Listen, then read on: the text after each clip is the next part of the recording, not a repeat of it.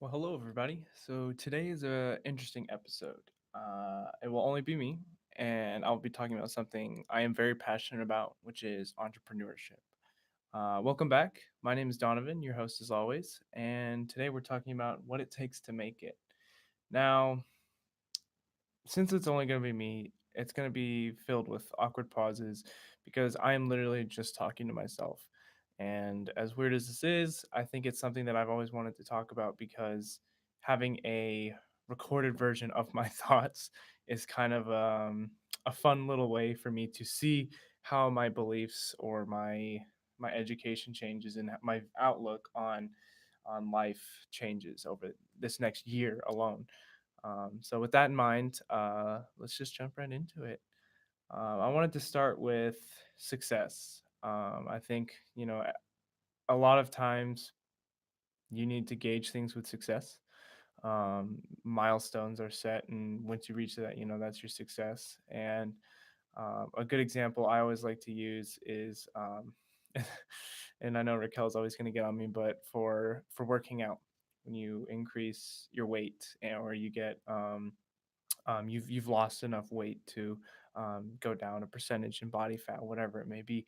You gauge these things through success, and I always like to live with a motto with certain aspects. So, for example, with success, my definition of success would literally just be as long as it's a weird way to word this, but as long as you're learning, that's a success because I feel stagnant and no, not incompetence, complacency. There you go. Complacency is the worst thing in the business world. Now, I have absolutely limited experience from this, but taking courses, researching online, and just overall following what it's like to be in the business world. Interviewing business professionals. I've sort of gotten my opinion already, just at least in the developing stages. And one of the biggest things that I'm hearing is that complacency is one of the worst things. And I think I definitely agree with that because if you're not improving, you're just, in my opinion, falling backwards. So, with success, I think it's the first milestone, first step towards a bigger goal. When you're able to measure success, you're able to reach a certain goal because you know what you're doing. You're With success comes separate plans, separate steps to get to there. So think of success as the the stepping stone, and a lot of this stuff's probably always been said somewhere else, but I just need to say it because coming from a 19-year-old who's in school might mean more to someone than someone who's 7 years old and you know maybe not always the most relatable. So I think different perspectives really help information come across. It's always kind of hard to learn from certain cultural aspects, just because you might not be able to relate with it as well. So I'm trying to do this as best as I can. But yeah, so that's my version of success. Success is literally just whatever it takes to learn or improve yourself. For me, especially with business, it's just about learning. I'm in a stage where I have a lot of time. I can do a lot of researching. I've got a lot of resources available to me, and it's literally the an entrepreneur's dream. I have plenty of stuff. This whole entire setup would easily cost $5,000, but by not having to buy it, I can, you know, sort of put my ideas out there. And with the computers out here, I'm able to edit videos, edit photos, whatever it may be, because this has been provided to me. So, with that comes entrepreneurship. What can I do with what I have? And I've never been the most creative one. I can definitely say that. But I always try to look for unique takes on things. Can't think of one off the top of my head right now, but it's always about what can I do differently that someone hasn't done or aren't doing as much. And I think a lot of people have those ideas. And when it comes to entrepreneurship, it's being a doer rather than a thinker. Um, you'll be sitting at your job, at your desk, and you're like, oh, this would be a perfect idea, whatever, for like a mug, some sort of like temperature gauge. I don't know. I know a lot of things have that, but off the top of my head, and they don't pursue that. And it doesn't take more than an hour to just research, how do I begin, whatever, the innovative process, how do I begin making a prototype, all this stuff. You can do this in a week's time if you just put an hour a day. That's 7 hours you just put towards your idea. And being complacent is really something in our culture that's being accepted, and I really don't like that. um, on top of that, I think it's a really interesting way to build on your own experiences. So one good example of an entrepreneur is someone who has a skill, for example, photo editing. There's a lot of need for that in the tech industry down here in Austin. So if you can learn how to do that stuff, through the resources like a computer, learning how to do, or going through classes, learning how to code, it might be a really good way just to start a entry level coding job, and then from there you learn how to do whatever it is. You go up in steps, and then by that point you know how to do something you didn't know, you know 3 4 months ago, whatever it may be. And that's such an easy way. Coding, granted, is very hard, and if I had started, who knows what would be going on. But you know is if you just start somewhere, you at least can say what it's like. um, and when people don't do, you know whatever it may be, it's just kind of hard to we always rationalize it. We give ourselves excuses too often, the complacency I'm talking about. And that's really what's slowing us down, I think, as a society, and especially like the US, where we have one of the highest, what is it, millionaires per capita, per whatever the ratio is. But if we can continue to improve that, with what we're given such a unlimited resource as Americans. And I think if everyone puts some effort, what is it, almost 400 million people putting 1 hour, 400 million hours just was spent on entrepreneurship. And that's insane to think about, when you have that many people that could do whatever it is that, you know, comes to their mind, even if it's something that's already been done that can like lead you to something. And I think we need to adopt, that growth mindset rather than fixed. A lot of people, especially with making new habits. And I am such a hypocrite when I say this, but you have to open your mind. A lot of times I'll see something, I'm like, that doesn't like, but it's just because I'm defensive at first, and I'll be like, maybe it's a good idea. And granted, there are plenty of bad ideas and plenty of bad things to do, but when it comes to like new habits, new ideas, you just got to embrace it. One of the things, we had a event going on. It was some startup event, and you had to just propose an idea in a 2-minute speech. Unfortunately, I was too busy for that, so I had to hand that off to someone else. But we came up with a bunch of ideas, and they were really, really cool. And it was just fun to see with 4 people what 4 people could do in an hour. And that was literally just us messing around, saying, "Hey, what if we did, something off of like um, LinkedIn and Tinder?" And like if you combine those, like the two biggest aspects of that, you get like business Tinder. And it was like a crazy, I don't even know how we got to that, but we had so many different ideas that could just pop up from saying two established things and finding what works with them, why they're successful. um, and that's the difference between entrepreneurship and wantrepreneurship. The doers versus the thinkers. I follow a lot of people on Instagram just so I can get that information. And I think it's a really good first step in becoming someone better, is just having that information. I do very, very much believe that knowledge is power. And the best way I can explain that is, if you didn't know how to do something, you won't do it. Um, uh, can't think of something, but like being like a neurosurgeon, if you knew how to do it, then you would know more than 99% of the other population. Granted, you have to go through, because that's an experience based job, but knowing how to do it, that could probably put you and a very well paid job that just simply, whatever it may be, what other branches of neurosurgeon being a neurosurgeon could offer. Even going into just like cell research. I know a lot of people are trying to do that with, you know, um, what are they called, stem cells, when you could do like cancer research or embryology, all that stuff. Just looking it up, you start at Google. You could do Google Scholar, so you can actually have credible sources.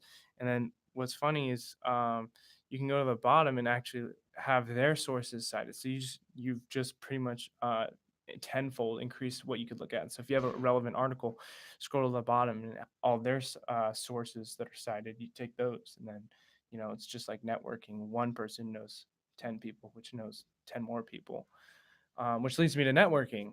As a young student, the biggest thing for me is networking. There's always opportunities, internships, job opportunities, events that I could do. And I've really enjoyed all the fairs that we have here. We have involvement, job fairs, internship fairs, even just club fairs. And you really get a sense of what's going on outside of your own horizon. And having that opportunity is really good for entrepreneurs, anyone who's looking just to do something for themselves, to learn. Go see those people. The reason why they started those clubs is because they have an interest, because they have knowledge. And you can say, hey, photography club, I want to learn how to take good photos, maybe edit them. What are some good people you follow? You follow that route, and then bam, you just go to Instagram and DM that page, say, hey, I'm a photographer and I was wondering if you could look at some of my photos. Even just asking them, there's nothing wrong with that, because the worst they can say is nothing or no. And I tell this to a lot of people who I've talked to, and it was just because I emailed them, and the people were impressed that I just even reached out to them. And I was able to talk for 15 minutes with plenty of CEOs with really big name companies. And it's just really hard, to hear people saying, oh, I don't know where to start. It's right in front of you, it's right in your pocket. Anything that has a connection to the internet can take you wherever you want. And this may sound like a rant on you know whatever it is, we're spending too little time utilizing our resources. But I mean, granted, I'm young, I've got time, but I think always having that start, there's so many things I wish I could have started. Everyone says it, but there's so many things I wish I started. And I don't want to make the mistake of not telling people. Um, there'll be so many conventions that I listen to, or a live broadcast I'll listen to, of people telling us what they did to get to where they are, successful people, even just like keynotes. Or TED Talks, those are so beneficial because they're just providing more information. And there's nothing wrong with learning information. Granted, there's a difference between information and trivial knowledge, but still, like, it's cooler to know, how far or how long it takes light to reach Earth, rather than, or as well as whatever information is you're learning about. Um, going off of that, it's just being being alone doesn't have to be a bad thing always as well. I think, weird tangent, but sometimes just listening to your thoughts might give you something. And I can't remember who said it, but there's a quote that says, um, "The most beautiful sounds come from silence." And being a musician, that really rang true with me, because sometimes I'll just be sitting there and I'll be thinking of what could work as a melody, what could work, just randomly making music in my head. Um, and on top of that, doing like entrepreneur stuff, I'll think of like an idea, and I'll be like, okay, so what could be improved on it, or what could be different about it, what are the people saying, there's so many ways to just look at a product and what else it can do. um, uh, One thing I like to do is look at YouTube videos of one thing being interpreted by multiple people. There's a good video about it. One sample for producers, where they take a sample of a, whatever it is, a song, and four people try to make a beat off it. They don't hear each other. They don't um, interact with each other. They don't influence each other. And that way, like I said, it doesn't influence each other. So each person has their own take on it. And it's like, it's a really cool way to see how all these years of experience get put into like one person's song or four people's song. You know, if someone has some traumatic event, you may feel that sadness in their song. Another good example is I can't remember the name of the movie, but the it's about 1,000 planets or something like that. Basically, the director wanted all the artists. I think there was about six to 20, and none of them interacted with each other. That's why the um, makeup of all the aliens is so different, because each person had their own take on what it meant to be alien. And I think it's a really cool way to think of like of a product. You know, you tell someone an idea and then they visualize it, and then those are the ones that you know, as a business person, you say, okay, I like what this looks like, let's figure out how we can do that efficiently and like profitably. And as an entrepreneur, you have to realize you can't do everything yourself. You have to have a team. You have to have resources to. You have to build off of your resources, manage properly. Um, but that whole aspect of like being by yourself and using your own thoughts is a very cool way to like begin. You know, if you're just laying at night, you know, shower thoughts. Shower thoughts is a really funny page on a lot of websites. They'll do like some things we think in the shower. Can't really think of one off the top of my head, but you know, there'll be something like, oh, why hasn't anyone done this? And we forget about it because we don't write it down. I know there's a few people that actually have like shower journals. It's like waterproof paper or something like that, and it actually works in there. And you just write it down. You know, that's sort of an extreme, yes, but I mean that's a place to start, and any place to start is better than not having that start. You know, I think it's funny when you hear later in the year, maybe August, September, people be like, "Oh, you know, I'll start working out next year, you know, for New Year's resolution." But why do you have to follow our, you know, construct of time of a year? If you're in August, you have, you know, 5 months, or was it 4 months until the end of the year? Yeah, if you include August, it's five, but you have 5 months. That's half a year that you could be making up until the next year. So that's a year and a half that you just worked out. But people have to follow weird structures. And, you know, as an entrepreneur, you can start anytime. You know, even though there'll be influence on the market, you'd be like, okay, that's a informed decision to say, hey, you know, but that's in a different scenario where you're releasing a product, so you don't really want to fail. But like having the idea to start doesn't need you to do it in a different month. You know, like now you could start thinking of an idea, and then you know we've got was it 10 months, you've got 10 months to develop that idea, and then after that you've got unlimited time. So it's just about starting. There's so many resources available to you, and just right here, you know, I've got my laptop, so I could be researching. You know, I could be looking at the stock market, looking how to make my money work for me. On my phone, I could be contacting people, emailing people that I've already networked with before, and reaching out to them. Just, you know, hey, you want to catch up or something like that. Um, which leads me to my next point, which is communication. And oh, totally realized I was started with networking, but um, I guess let's follow that tangent of networking and communication. A wise teacher once told me, my senior year, it's not about what you know, it's about who you know. And that is extremely true in business. You will find many times there's someone you may work with who you might not think is qualified.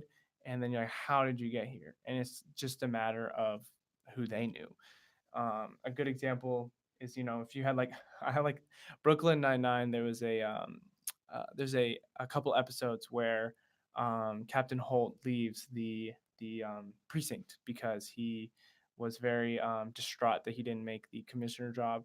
So they had a couple replacements brought in, and one of them says one of them was completely unqualified. I don't even think he was a cop, and he was they asked him why he made it, and he said, I was just at the right place at the right time. He like got a burglar by opening the door. And it's funny because at the end the same thing happens.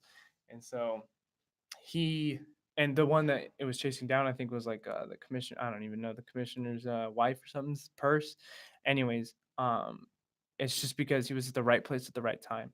And a lot of things are in the same situation. YouTube. If you get a break, you know, right video at the right time, you're golden. You get that following, and you can actually make it a career.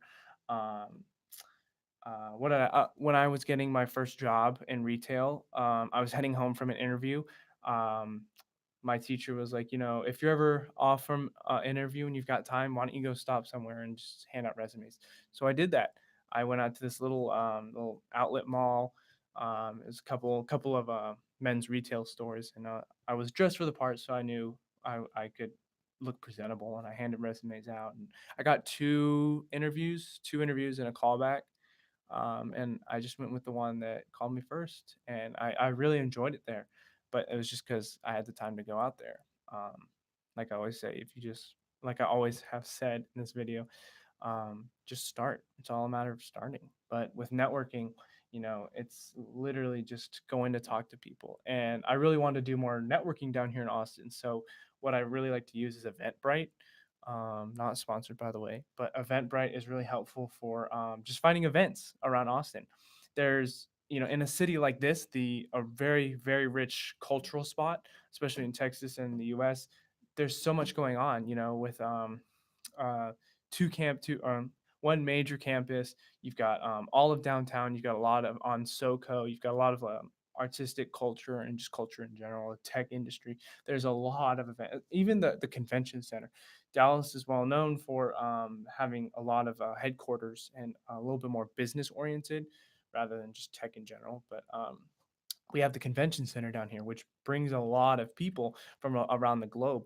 And a lot of times they'll have events, free events for people who just want to go out in general, or in maybe there's a panel going on or something like that. But going through that, you can actually see what's happening. If you just sort it by free, you can usually find events that are happening, or um, something, a club that meets once a month, and you can join that club maybe.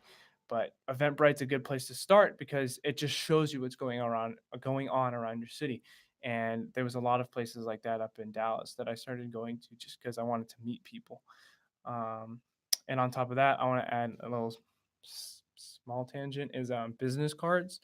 Um, was it Vistaprint? They'll do 500 for $10. You can get you can change the material it's made out of. It's a little bit more expensive depending on which material you make it out of, but you can find a lot of good professional designs.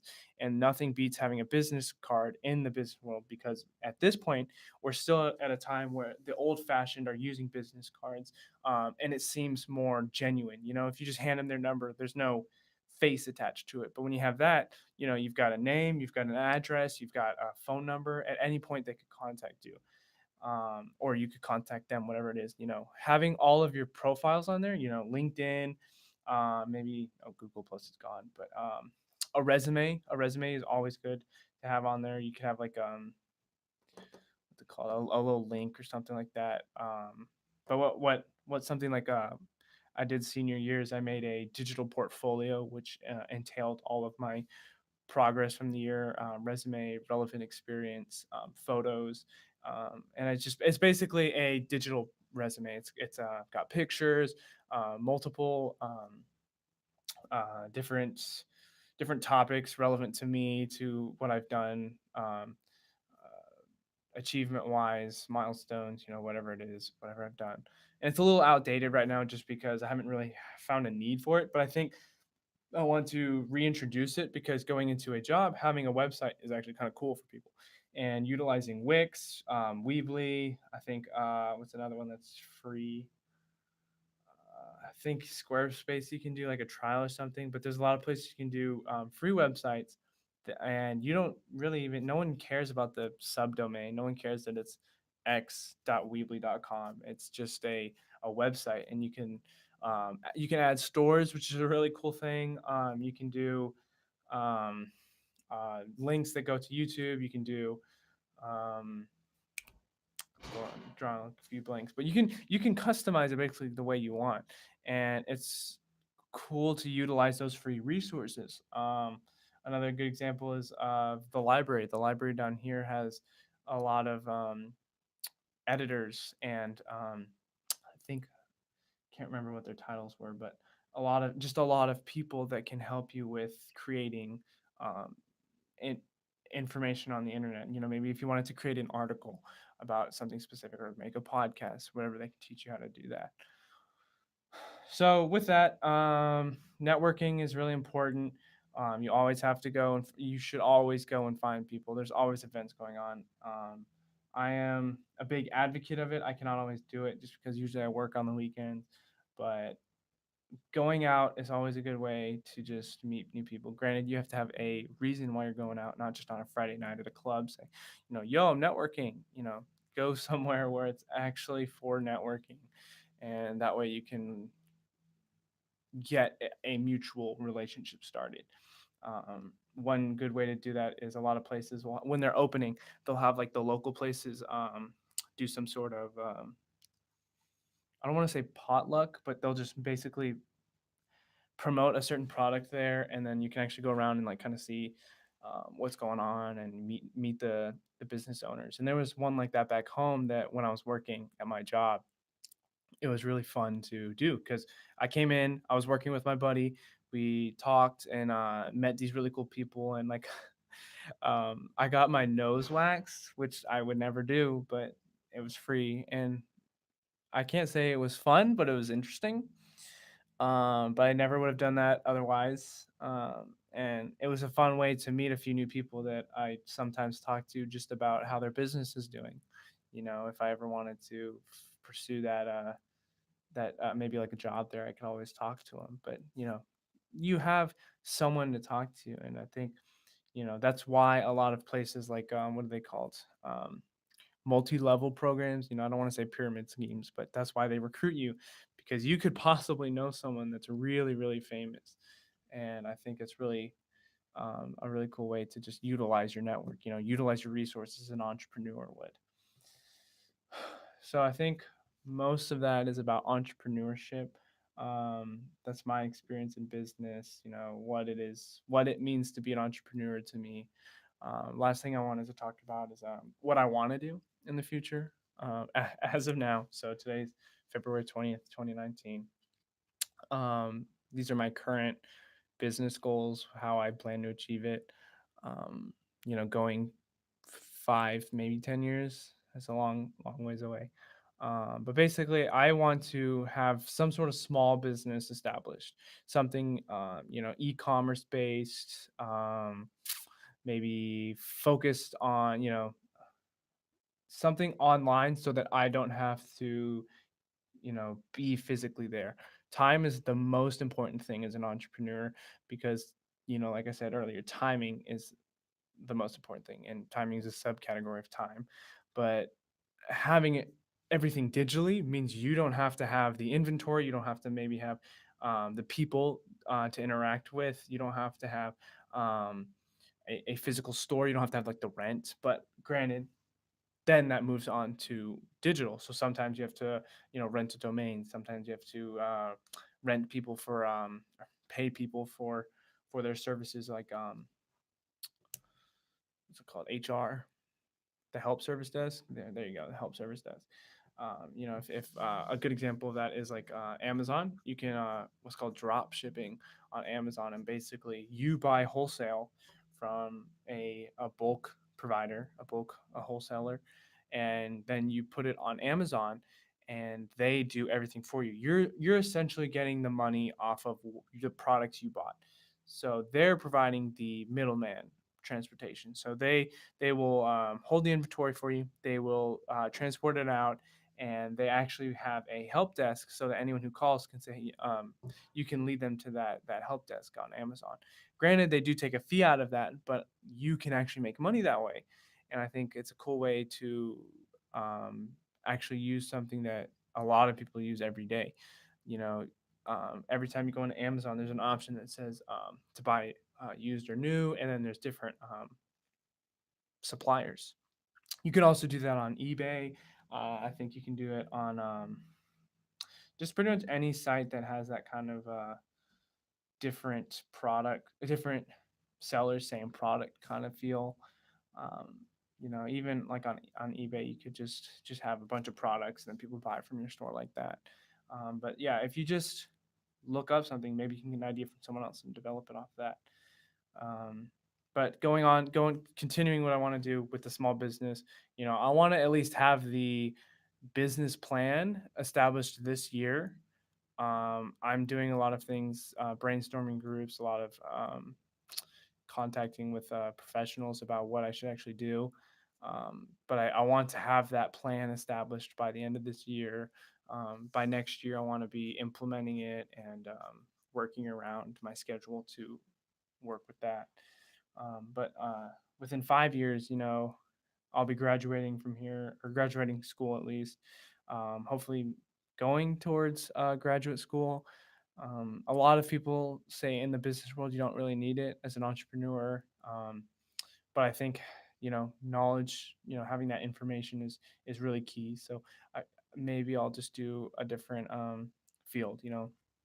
Maybe do like finances or something, just something related to business that could help me as a executive, as a management position. Um, Something that is relevant but is different so that I have a more diverse information field.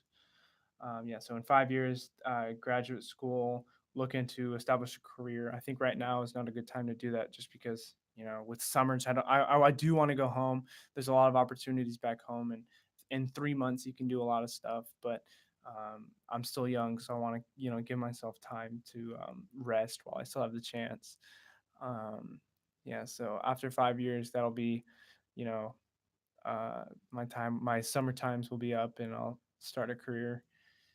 um, I think 10 years is a little too far, but basically, like, this is like, I like to think of it, your goals as like a vision. The closer it is, usually, the better you can see from a logical standpoint, I guess. So, the short term goals from like 0 to 3 years should be like the clearest because they're most prevalent. It's like even on a back burner, how I always say, put on the back burner.